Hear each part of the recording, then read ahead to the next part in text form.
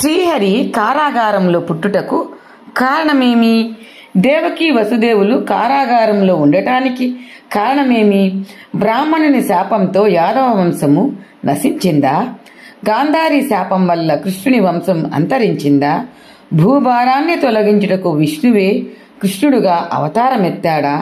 పాండవులు కృష్ణుడు తోడుండగా అడవుల పాలు కావటం, ద్రౌపదిని నిండు సభలో అవమానపడటం, పాండవులు భీష్మ ద్రోణులను మోసంతో సంహరించటం సమంజసమేనా?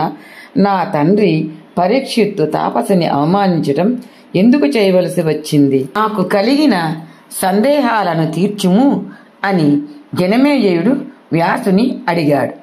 అప్పుడు వ్యాసుడు, జనమేజయ, కర్మలు 3 రకములు: సంచిత కర్మ, ప్రారబ్ధ కర్మ, ఆగామి కర్మ. విష్ణువు కూడా గర్భవాసాలు చేశాడు.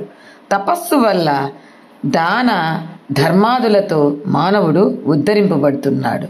రామావతారంలో వానరులు, కృష్ణావతారంలో యాదవులుగా దేవతలంతా స్వయంగా తోడైనారు. కృష్ణావతార విశేషాలు వింటే నీకే సమాధానం దొరుకుతుంది. శ్రీదేవి భాగవతము 23వ ఎపిసోడ్లో కృష్ణావతార గాథ తప్పకుండా వినండి. దేవకి వసుదేవుల శాపములు, నరనారాయణులు, దేవదానవ యుద్ధాలు, మరెన్నో ఆసక్తికరమైన కథనాలు దేవి భాగవతంలో తప్పక వినండి. యా దేవి సర్వభూతేషు స్మృతి రూపేణ సంస్థిత నమస్తస్యై నమస్తస్యై నమస్తస్యై నమో నమః.